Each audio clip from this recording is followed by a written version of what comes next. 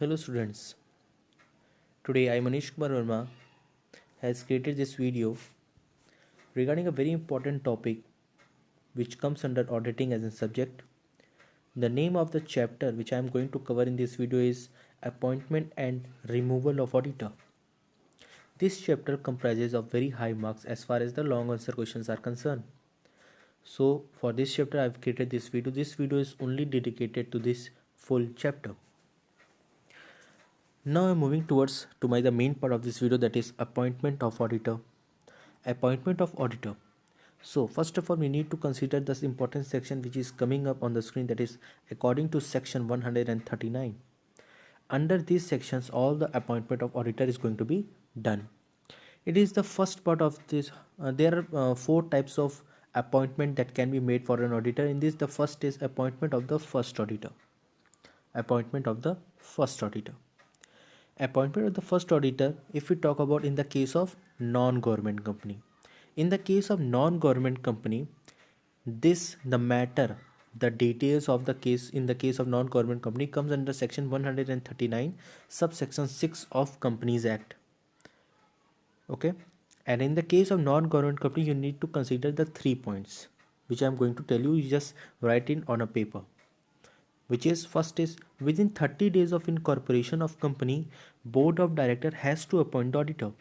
Within 30 days, 30 days of incorporations of the company, board of director has to appoint the auditor. This is the first point.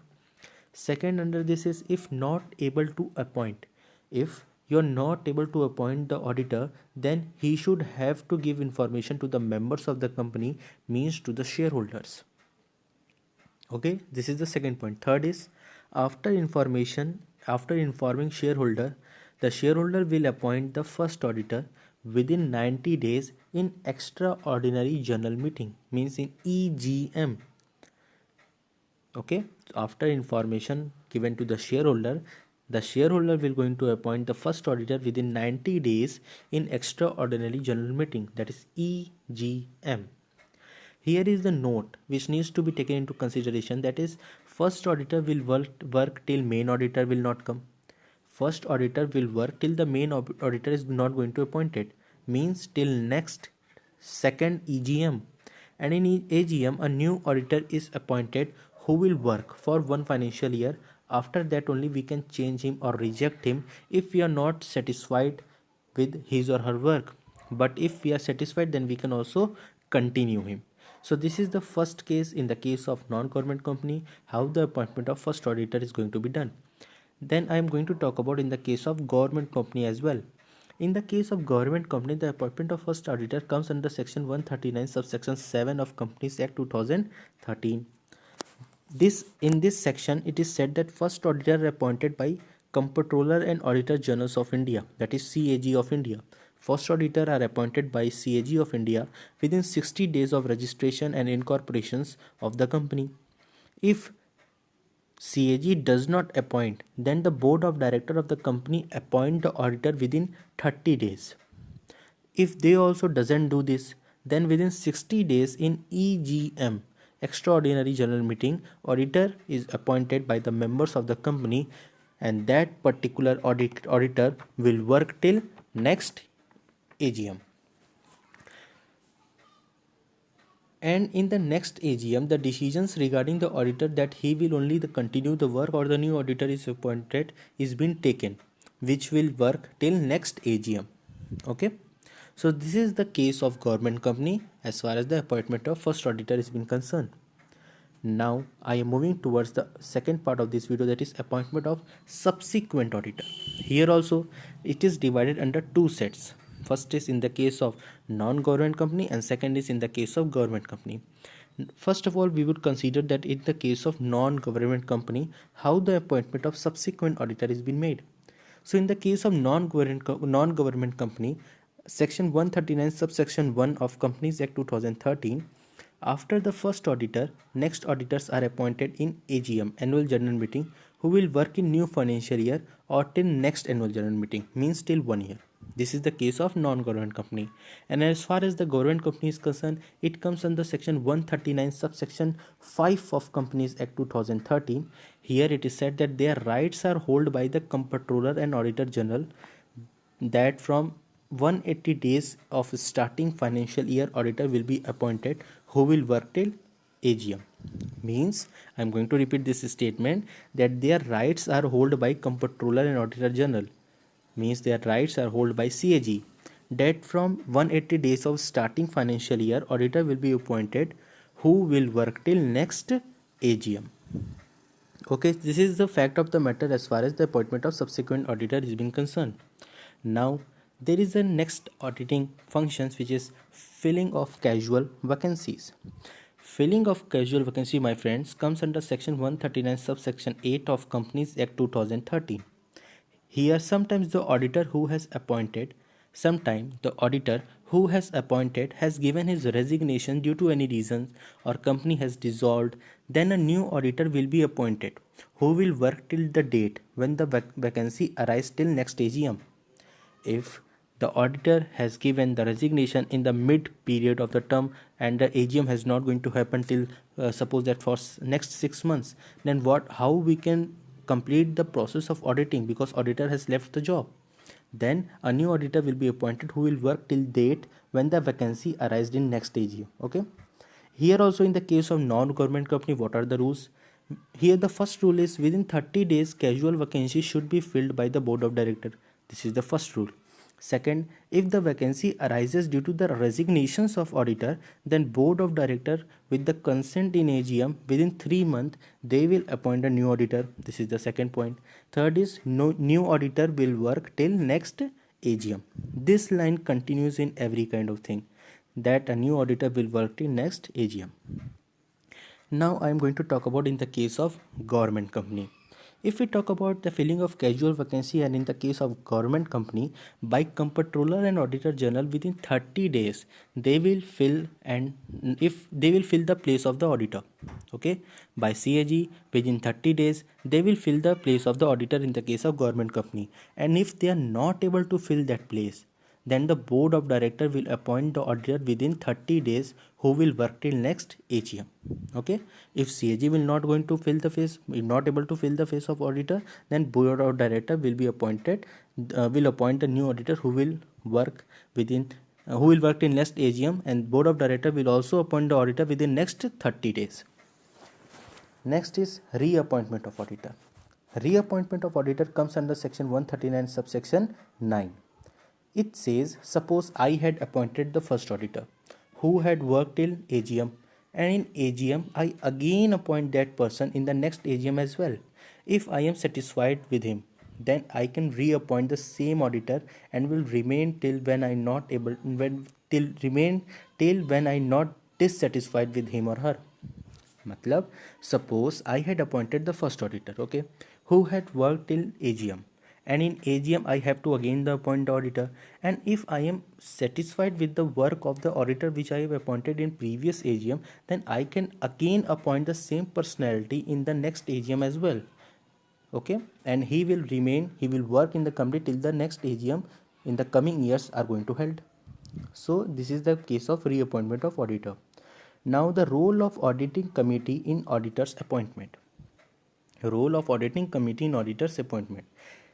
The role which is defined under this comes under section 139 subsection 11.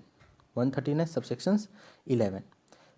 In this there is section 177 which says, like, central government can give order to some companies that you have to organize, you have to make an audit committee, and audit committee, on the basis of the notes which is given by audit committee, auditor will be appointed.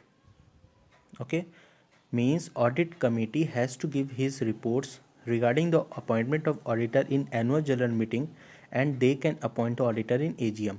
मतलब कुछ company को central government ये आदेश दे सकती है कि auditing committee का गठन करें और ऑडिटिंग कमेटी की सिफारिश पर ऑडिटर्स को नियुक्त करें. तो we present report of auditing committee in annual general meeting and appoint the auditor for the same. This is the role of auditing committee in auditor's appointment, and it comes under section 139 subsection 11, because role of auditing committee in auditor's appointment is a very vast thing. And under this which I have explain you that some कुछ company को central government ये आदेश दे सकती है कि auditing committee का formation करे, auditing committee की सिफारिश पर ऑडिटर को नियुक्त करे. तो we present the reports of audit committee in annual general meeting and appoint auditor. This particular statement comes under section 177. Okay, because role of auditing committee in auditors appointment बहुत बड़ा है. ये comes under section 139 subsection 11, but the thing which we need to take in to consideration as far as our examinations are concern, that thing comprises in section 177. Okay, next there is very important thing, that is sealing on the number of audits performed by a single auditor. Sealing on the number of audits performed by the single auditor. इसका मतलब हुआ कि एक auditor कितने companies का audit कर सकता है. एक ऑडिटर कितने कंपनीज को ऑडिट कर सकता है, क्योंकि एक auditor we can say that one auditor can do audit of lots of company. Yes, it is the truth. It is the truth that one auditor which is appointed in the company can do audit of lots of company. So this is the fact of the matter which is taken into consideration, and it comes under section 141 subsection 3 and subsection G. Here it is said that ceiling in case of individual auditor is 20, and in case of audit firms it stands at 20 companies per partner of the firm. A partner who is fully employed elsewhere is considered while computing the ceiling of number of companies that the firm can audit.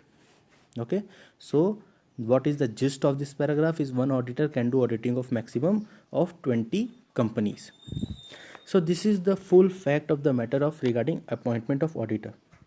Now I am moving towards the removal, resignations of auditor and giving special notice. It comes under section 140. Here the first is removal before the expiry of the terms of auditor. Removal before the expiry of the terms of the auditor. It comes under section 140 subsection 1, which says if I want to remove the auditor, before the period defined of auditor, so from central government we need to take the permission and give information to auditor, and also fill up the form which is ABT2 within 60 days and send that form to central government. This is the full-fledged explanation of this first removal, you can say removal criteria. Next is resignations by the auditor. Resignations by the auditor comes under section 140 subsection 2 and 140 subsection 3, which says within 30 days the information will be given to the company and registrar of the company in form ABT3.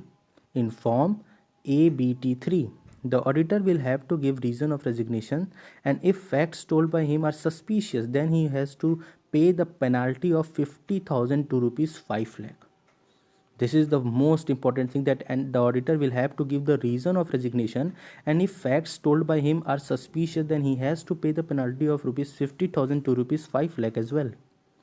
Next is remunerations of auditor. It comes under section 142. It says the body who appoint the auditor will only decide the remunerations of him.